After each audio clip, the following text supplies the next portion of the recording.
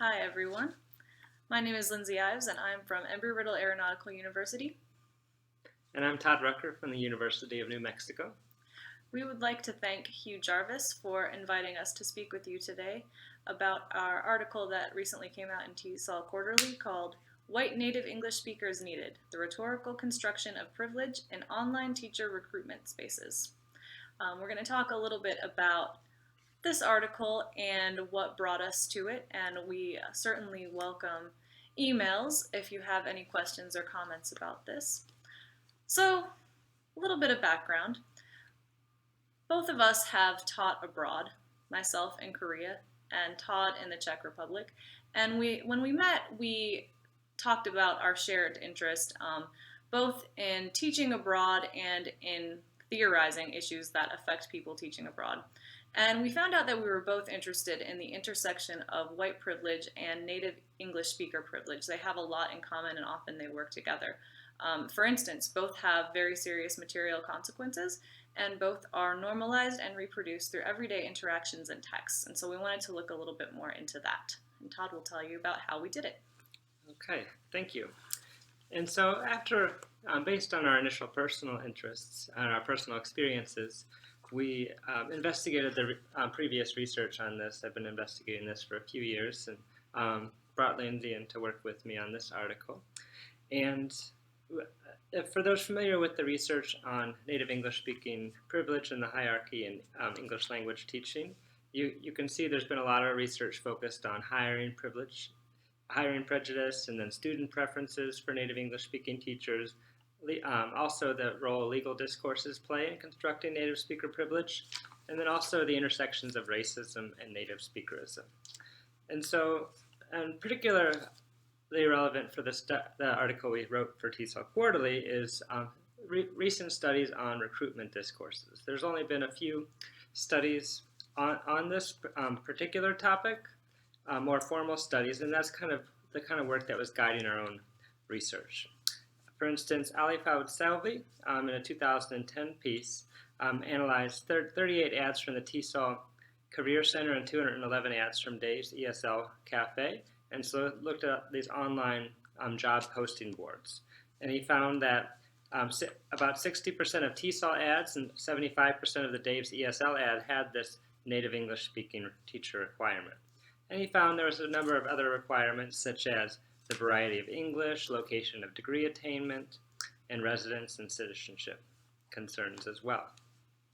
And in 2012, we found another study on this by Lengling and Pablo, and they looked at 39 ELT recruitment documents, mostly from Mexico. They found, similarly, that the native English-speaking background was a consistent requirement across the ads, but they also noted a number of other characteristics that were cropping up in the ads, like the fact that the ideal teacher is young, English is easy to teach and learn, and that teachers are able to teach in beautiful and exciting places, a theme that we'll come back to a little bit later today. And then in 2013, Mahbub and Golden did an analysis of 77 job advertisements in the Middle East and East Asia, listed on ESL Job World.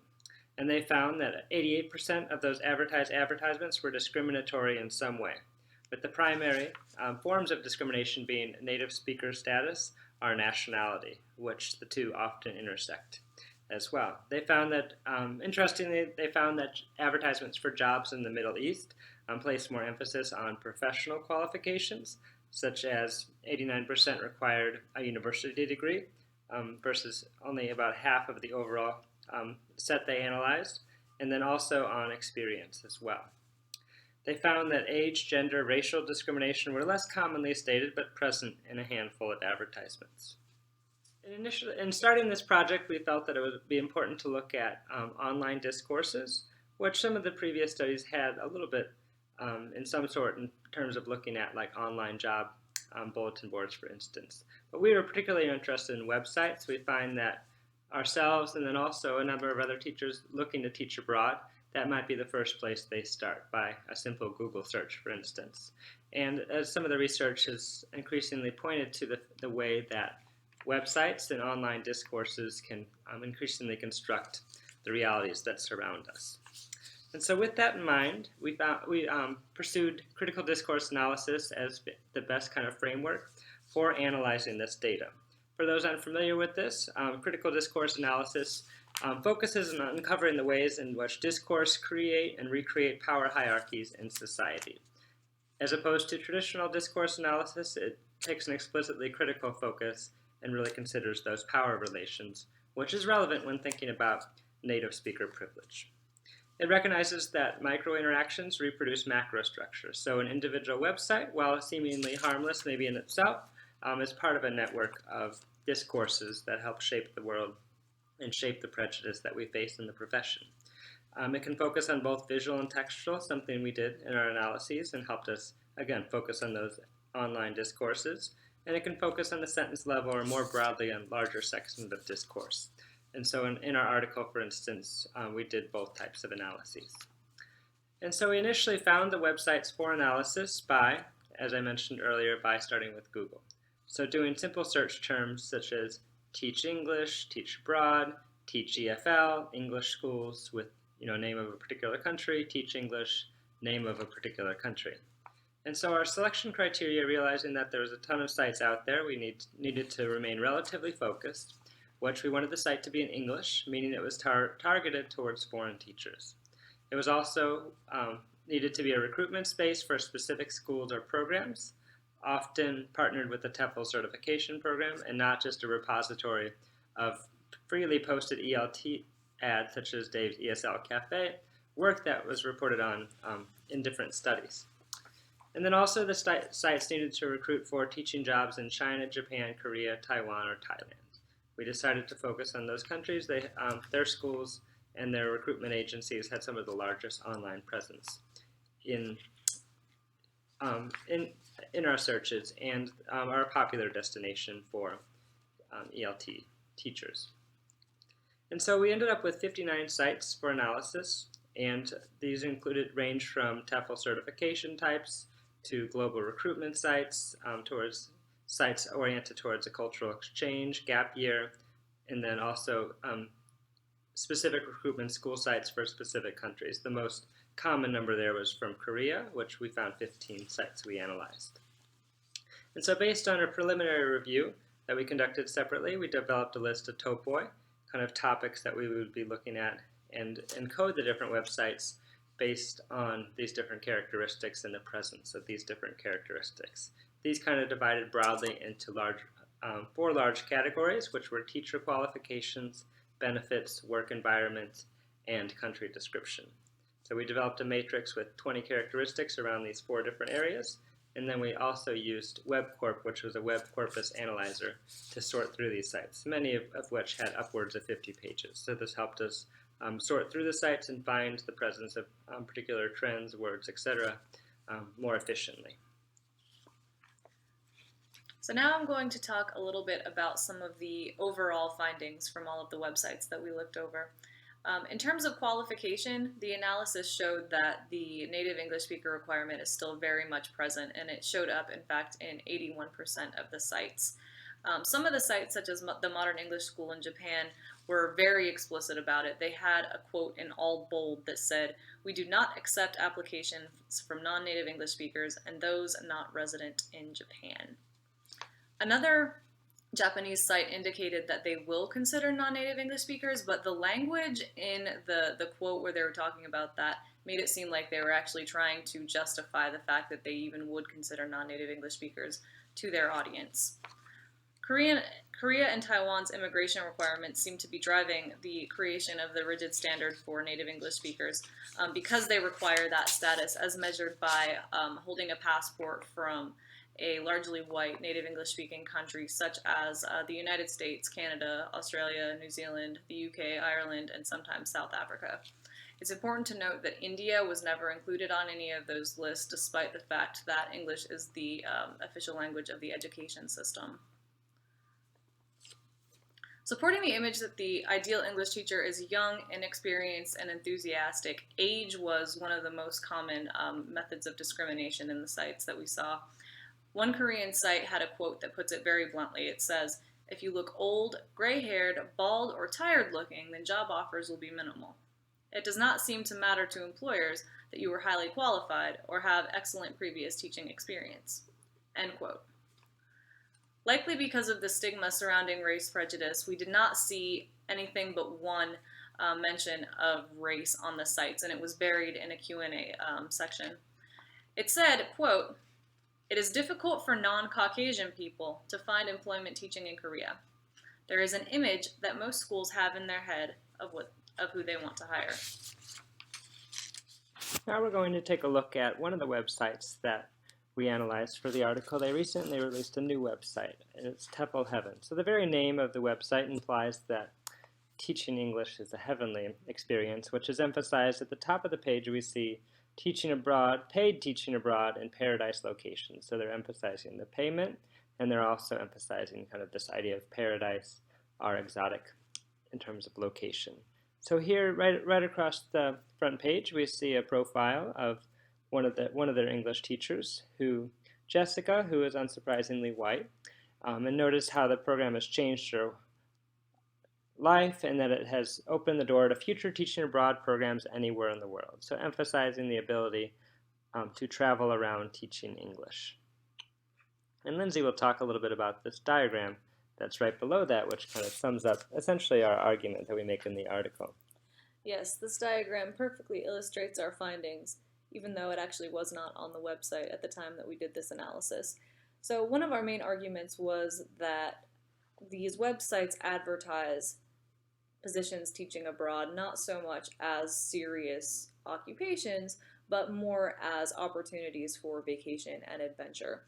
And so as you can see, they're encouraging teachers to select their dream destination, become the recipients of face-to-face training in TEFL at their dream location, and then finally get a guaranteed paid teaching job in their dream location. So all of those are very passive. They're advertising what the teacher will get rather than what the teacher will have to do.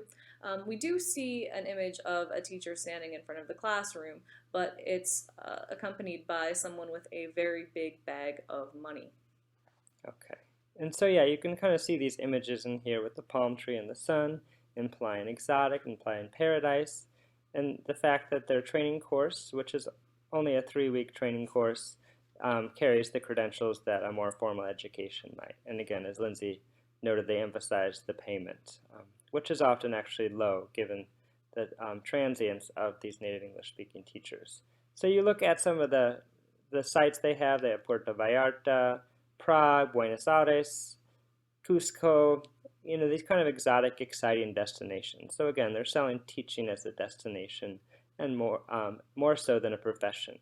So we looked at particularly at Thailand for the article and their Thai site, and you can see just straight off that it's showing some smiling teachers having fun. It looks like kind of in an outside school in a particular location. I believe that's where their training is.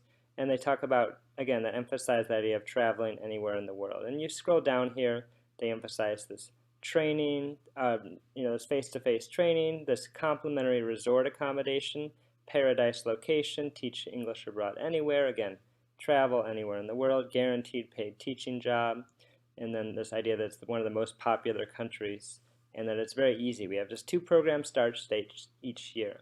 And you just see images like this throughout the sites of people kind of having fun, showing that learning how to teach English and then also teaching English itself is constantly a fun thing to do. That was just a brief look into one of the many websites we analyzed for this article. Now Lindsay's going to talk a little bit about the implications and recommendations that emerged from this study.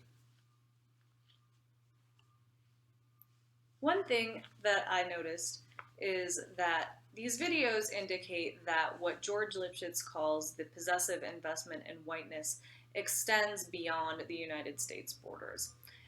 In his book, he discusses the fact that in the United States, those who are considered to be white have unequal access to education, to jobs, and to housing, and therefore whiteness has cash value. And as we saw from our analysis, white native English speaker status indeed has cash value across the globe. Something else that we saw was the fact that these websites participate in what Edward Said calls Orientalism, in that they position the target cultures as exotic others in opposition to the white norm, which they're positioning the native English speakers as. So, what do we do about this? We also have some recommendations for professionals in this field. First of all, for university professors who teach courses preparing students to go abroad and teach English, we recommend engaging with this topic. So, critical discourse analysis of recruitment sites could be a valuable tool. You could also read and discuss articles that talk about native English speaker privilege and white privilege and the implications for the field. Finally, we would encourage native English speakers to participate in activism when it comes to this issue. There has been a lot of talk recently about the value of non-native English speaking teachers, but oftentimes that conversation is limited to mostly non-native English speaking teachers themselves. And so we recommend that those who want to teach abroad perhaps harness their white native English speaker privilege and refuse to take jobs at institutions that will not hire non-native English speakers, and perhaps write letters to those institutions explaining your position. So thank you very much again for watching our video and learning more about our work. And again, feel free to email us if you have any additional questions. Thank you.